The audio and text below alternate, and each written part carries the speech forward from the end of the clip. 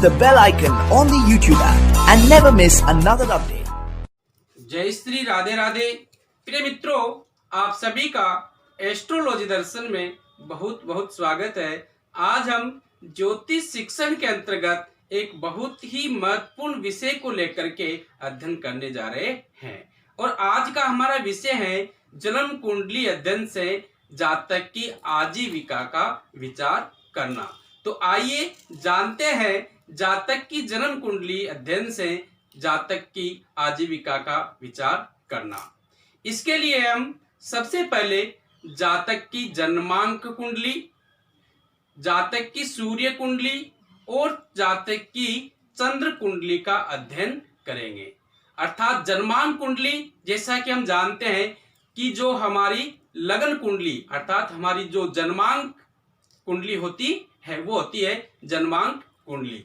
चंद्र कुंडली वो होती है हमारे जन्मांक कुंडली में चंद्रमा जिस राशि में विद्यमान होता है उस राशि को लगन मान करके कुंडली का अध्ययन करते हैं, वो होती है हमारी चंद्र कुंडली। उसी प्रकार से हमारे जन्मांक चक्र में सूर्य जिस राशि में विद्यमान होता है उस राशि को लगन मान करके कुंडली का अध्ययन जब हम करते हैं तो वो होती है हमारी सूर्य कुंडली। इस प्रकार से जब हम जातक की जन्मांक कुंडली, चंद्र कुंडली और सूर्य कुंडली का अध्ययन करने पर ये देखते हैं कि तीनों कुंडलियों में से कौन सी कुंडली अधिक बलवान है और श्रेष्ठ है, उसी को आधार मान करके उसी का अध्ययन करके हम जातक के आजीविका का विचार करते हैं।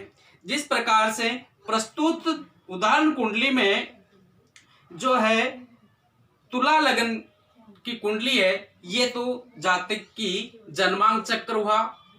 और जब हम सूर्य कुंडली का विचार करेंगे तो प्रस्तुत कुंडली में सूर्य कन्या राशि में विद्यमान है, अतः कन्या के अंक को अर्थात 6 नंबर को जब हम लगन में रख करके ग्रह बिठा देते हैं तो वह हो जाती है हमारी सूर्य कुंडली।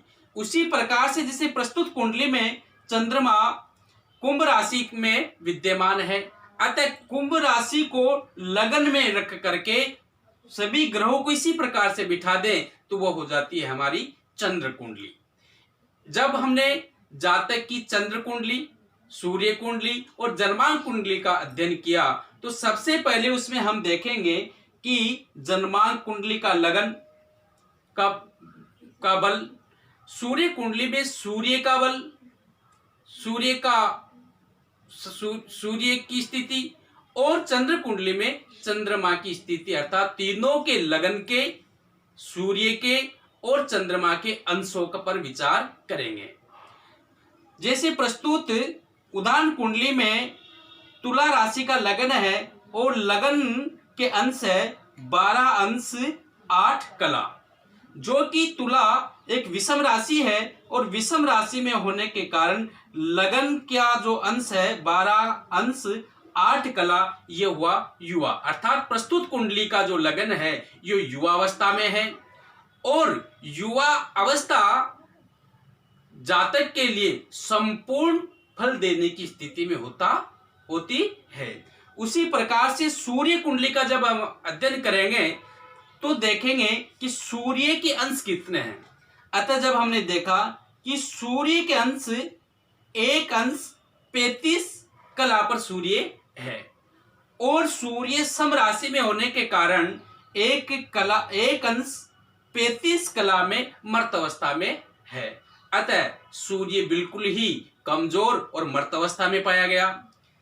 जब हमने लगन कुंडली के अंशों को देखा, सूर्य कुंडली के अंशों को देखा, अब हम चंद्र कुंडली में चंद्र को अंशों का अध्ययन करेंगे तो हमने पाया कि चंद्र कुंभ राशि में 11 अंश 49 कला के साथ कुमार अवस्था में है, अतः तीनों कुंडलियों में लगन सर्वाधिक बलवान हुआ, क्योंकि सूर्य कुंडली में सूर्य मर्त अवस्था में है और चंद्र कुंडली में चंद्रमा कुमार अवस्था में है, जबकि हमारा जन्मांक कुंडली में जो लगन है वो युवा अवस्था में है। अतः तीनों कुंडलियों में जन्मांक लगन अधिक बलवान हुआ, अतः लगन कुंडली के लगन को आधार मान करके हम जातक की आजीविका का विचार करेंगे।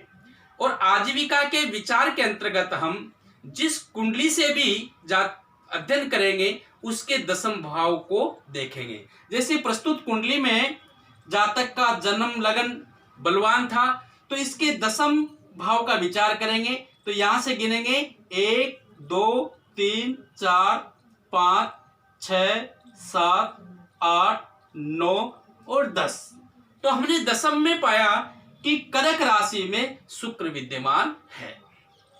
अतः हम जब दशम भाव में शुक्र विद्यमान है तो शुक्र के आधार पर ही जातक की आजीविका का विचार करेंगे।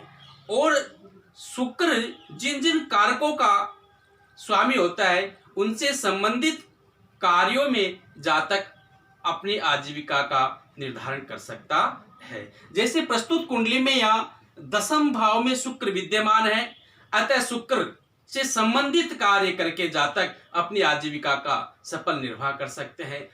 और अब शुक्र जैसे नाट्यकला, संगीत, अभिनय, फिल्मी दुनिया के क्षेत्र में भी अपना कैरियर बना सकता है। इसी के साथ शुक्र आधुनिक भौतिकवाद के संसाधनों के कार्यों में भी जातक को सफलता प्राप्त कराने वाला होगा। शुक्र से जातक आधुनिक डिजाइनर भी बन सकता है। इस प्रकार से हम शुक्र को आधार मान करके जातक की आजीविका का विचार करेंगे। मान लीजिए अगर किसी भी कुंडली का अध्ययन करते समय दशम भाव में कोई भी ग्रह विद्यमान नहीं हो, उस स्थिति में अब हम क्या करें?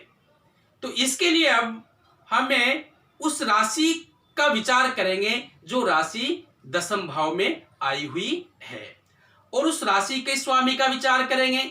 जैसे मान लीजिए प्रस्तुत कुंडली में यहाँ शुक्र विद्यमान नहीं होता और मात्र 4 का अंक होता, तो उस स्थिति में अब हम जैसा कि जानते हैं कि जो चौथी राशि है वो होती है कर्क राशि, और कर्क राशि का स्वामी होता है चंद्रमा।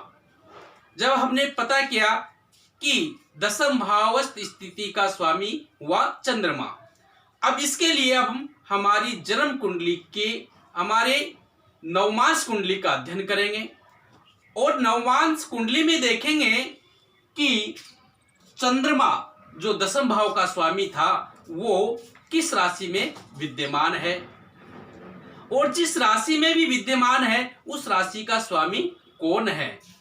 उस राशि के स्वामी के आधार पर ही जातक अपनी आजीविका का संचालन करता है। जैसे मान लीजिए यहाँ शुक्र नहीं होता और इस स्थिति में चंद्रमा की राशि है, तो चंद्रमा का जब हम नवमांश कुंडली में अध्ययन करते तो मान लीजिए चंद्रमा नवमांश कुंडली में भी 11वें भाव में विद्यमान होता, अतः 11वीं राशि होती कुंभ, और कुंभ का स्वामी होता है शनि। अतः शनि के स्वभाव के अनुसार ही शनि जिन जिन कारकों का स्वामी है उनसे संबंधित कार्यों में ही जातक को आजीविका में सर्वाधिक लाभ प्राप्त होता। अब हम इस प्रकार से हमने जाना कि किस प्रकार से हम जातक की आजीविका का विचार जन्मांक के लगन, चंद्र कुंडली और सूर्य कुंडली तीनों में से जो भी बली होती है उसको आधार मान करके उस कुंडली के दशम भाव का अध्ययन करके जातक की आजीविका का विचार करते हैं।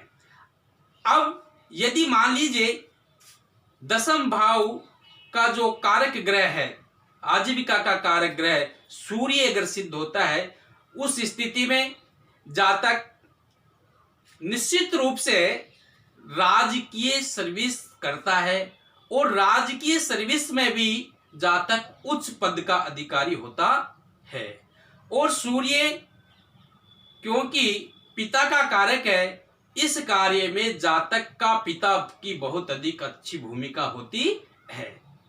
इसी प्रकार से यदि किसी कुंडली में दसम भाव का जो कारक, दसम जो आजीविका का कारक चंद्रमा सिद्ध होता है, तो चंद्रमा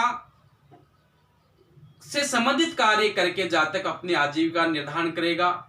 जैसे कृषि कार्य, जल संबंधित कार्य अथवा औषधीय कार्य, चिकित्सा के क्षेत्र में अपना कैरियर बना सकता है। और इस संपूर्ण कार्य में जातक की माता जातक के लिए बहुत ही अधिक सहायक सिद्ध होती है। इसी प्रकार से मान लीजिए किसी जातक के आजीविका का कारक ग्रह मंगल सिद्ध हुआ, तो मंगल अग्नि कारक ग्रह है, अतः जातक इलेक्ट्रॉनिक क्षेत्र में, फोर्स, सेना में अथवा अग्नि संबंधी कार्यकलापों को आधार मान करके अपनी आजीविका का निर्धारण कर सकता है। और इसके लिए जातक का भाई जातक के लिए बहुत ही सहायक सिद्ध होगा। इसी प्रकार से यदि किसी जातक का आजीविका का कारक ग्रह बुध हुआ, तो उस स्थिति में जातक, क्योंकि बुध कुमार ग्रह है, अतः जातक वाणी के द्वारा, लेखन के द्वारा, पत्र पत्रिकाओं का संपादक बनकर के, टीवी एंकर बनकर के अथवा अच्छा वक्ता बनकर के, अपनी वाणी के द्वारा कवि बनकर के अपना आजीविका का सफल संचालन कर सकता है। इसी प्रकार से यदि गुरु आजीविका का कारक बन रहा हो, तो गुरु से संबंधित कार्य में जातक अध्ययन अध्यापक का कार्य करके, ज्योतिषी बनकर के, बहुत ही सफल कर्मकांडी बनकर के अथवा राजकीय सेवा में जाकर के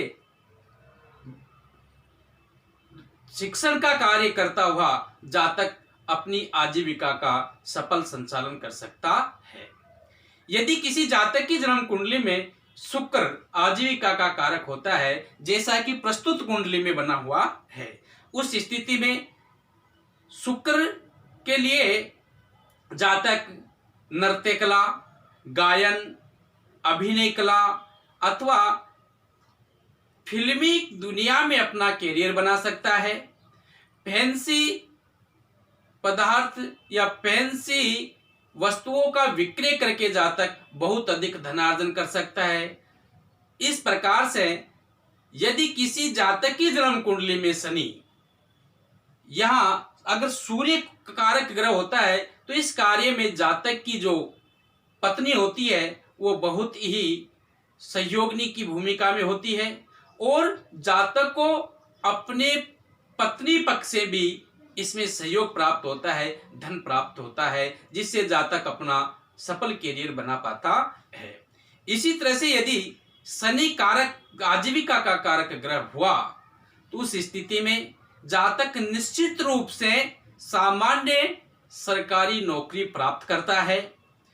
और यदि जातक न्यायिक सेवा में अपना कैरियर बनाना चाहे, तो उस स्थिति में शनि उसका पूर्ण सहयोग प्रदान करते हैं और इसके लिए जातक के जीवन में उसका कोई सहयोगी अथवा कोई अपने मिलने वाला उसका बहुत ही सहयोग जातक को प्राप्त होता है। यदि किसी जातक की जन्म कुंडली में राहु आजीविका का कारक हुआ, तो उस स्थिति में जातक जुआ, सट्टा, शेयर मार्केटिंग अथवा झूठ, फ्रेब और दलाली के कार्य करके अपनी आजीविका का संचालन करता है और इस कार्य में जातक का दादा जातक के लिए बहुत ही सहयोग प्रदान करने वाला होता है।